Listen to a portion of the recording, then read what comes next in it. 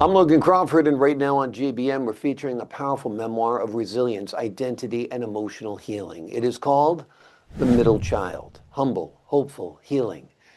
The book shares the raw and authentic journey of a young man confronting trauma, inner questioning, and the emotional weight that could have defined his future, but did not. It is written by a terrific author by the name of Weston Breaux, and this inspiring journey reveals how courage, humility, and hope can lead to lasting personal empowerment.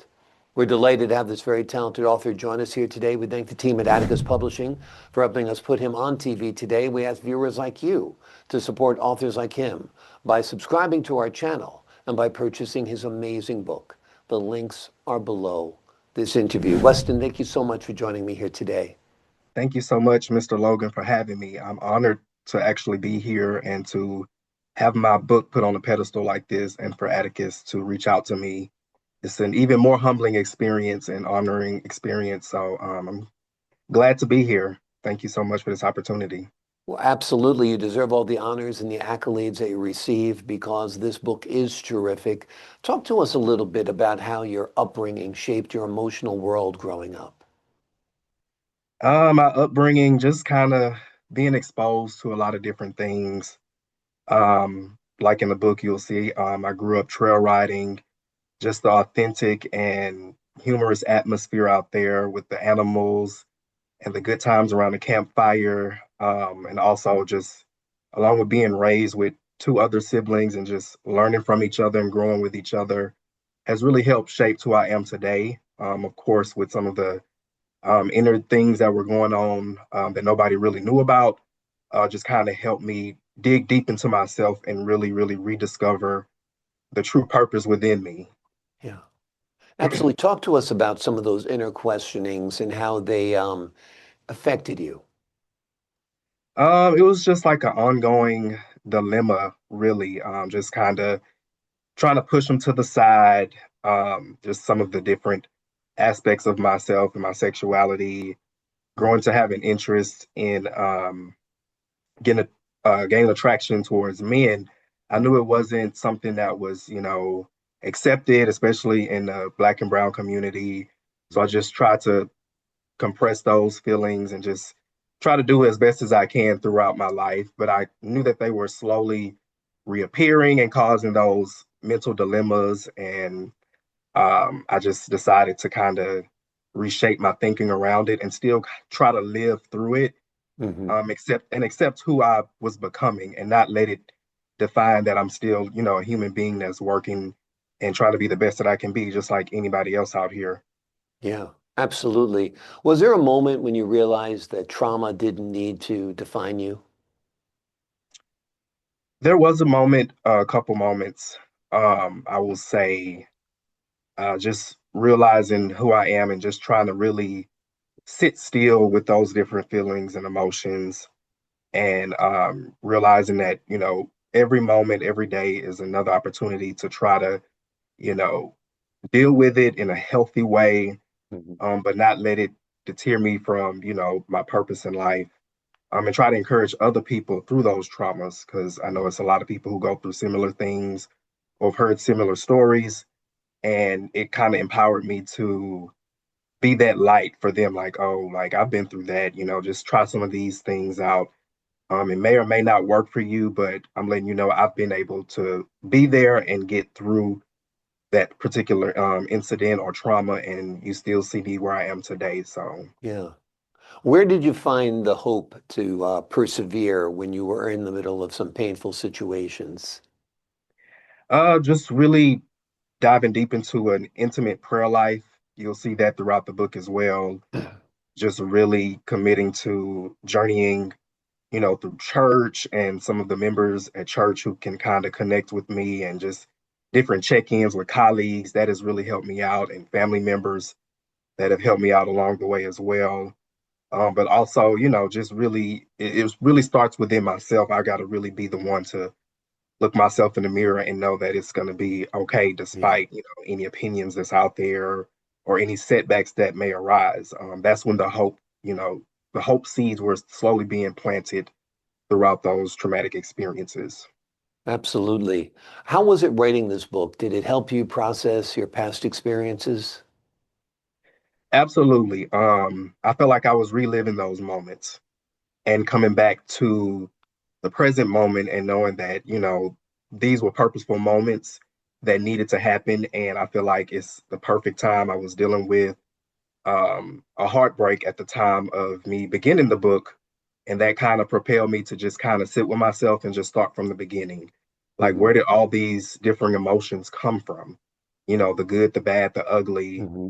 and just slowly see how it still built me up to the person I am today. I Yeah. haven't, done anything that's irate and tried to belittle anybody despite Mhm. any type of traumatic experiences or hardships. The blame game, it doesn't work. It may, play back and forth in my head about certain things, but it's just you really got to sit down with yourself and Mhm. be still in those emotions and just kind of let it out, in a Yeah. healthy way. And that's kind of what I did through writing this book. Absolutely. Why did you title it The Middle Child? Well, as I was writing, I had a colleague who is also an author. Initially, I was going to start off with the title, but I didn't want to write to the title.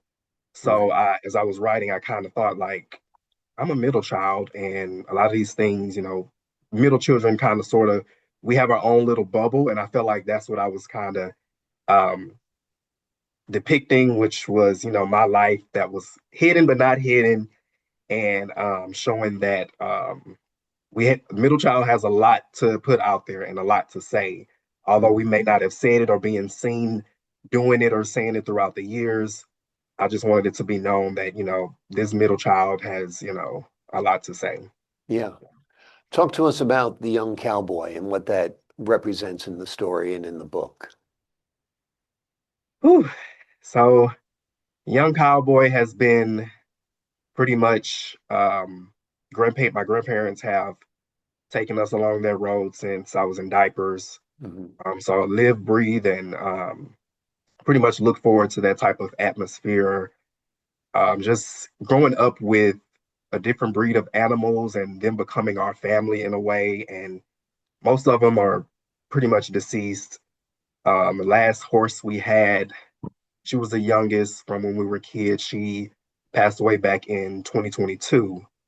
Um, but throughout those years growing up, like I just really, really had a dream of like continuing this heritage of having my own livestock and mules, as you'll see in the book. They become a part of my family. They could have a book of their own. My older brother, he has some animals, so the young cowboy is really like who I am deep within, and Mhm. it's like a sense of peace that I try to continue to bring with me along my life and throughout anything that I have to face. I know that going back to trail riding or being out in that atmosphere, riding along the trails is something that I can look forward to. Yeah. It's you kind of like your slice of heaven, right? The place you can find some peace and some satisfaction, right? Absolutely. A little Yeah. piece of heaven on earth, I'd say. Yeah. Without a doubt. What message do you hope resonates most with readers? Uh, the message I hope resonates with readers is that you can be yourself, you can continue to heal through whatever it is you're going through. You don't have to take no for an answer, whether you look down upon, continue just to reshape yourself, reshape your thinking, um, block out the noise. If there's any noise around you, continue to heal, write it out. I'm a avid journaler. Hmm. Um, do things that are healthy for you. It may not look the same for your siblings or your friends or family members, but really take a deep dive into who you are and Hmm. rediscover yourself and know that it's okay to heal and take a step back or, make those mistakes and learn from them. Yeah. What chapter was the most difficult for you to write? Uh, I will say the chapter that was most difficult for me to write was a couple of them that was a little bit challenging, but Yeah. I would say purposeful dilemmas.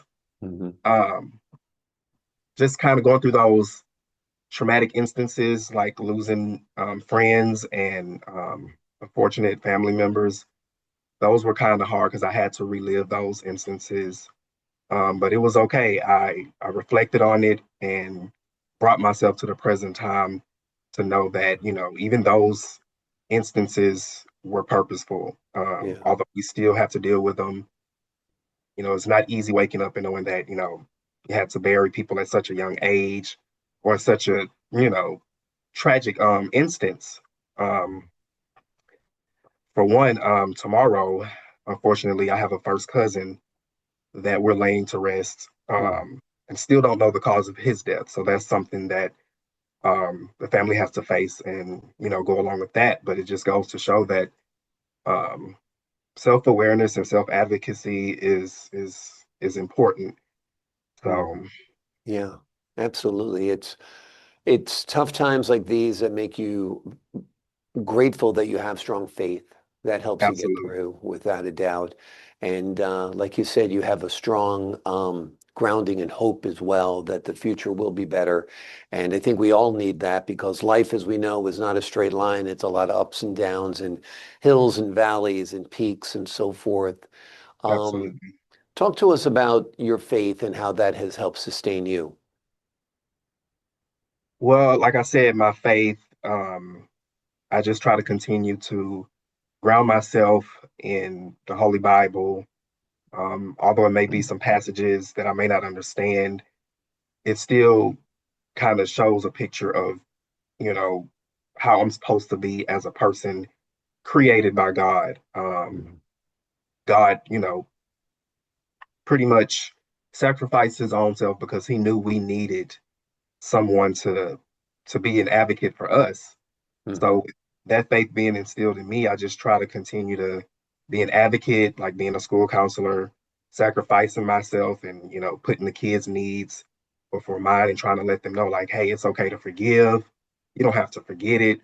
But at the end of the day, it's going to affect you whichever way you choose. And that's kind of how my faith has been grounded. Like, just it leads me back to who I am and Yeah. how I'm walking. Yeah. He didn't put anybody on this earth to judge anybody. God's people are not here to judge God's people. He's the Mhm. ultimate person that has the last say. So I just Yeah. kind of live my life trying to keep that in the back of my mind and reshaping my faith and growing and increasing in it as well. Exactly. As you go forward and you envision your life going ahead, you're a young guy to write a memoir, so there's many more chapters to write, so you can write a second or third memoir, perhaps even. What are some of your dreams that you hope to accomplish? What are some of your goals? Some of my goals, um, just to continue being an inspiration to the younger generation. I know they have a lot of different distractions and psychological and mental dilemmas that they are not in control of. And I've noticed that for the shy of a decade, I've been in education right here in Houston. So my goal is to just kind of continue to inspire those who really need that and are looking for it. Maybe move up in position to continue to inspire and show kids that look like me that if I can do it, so can you.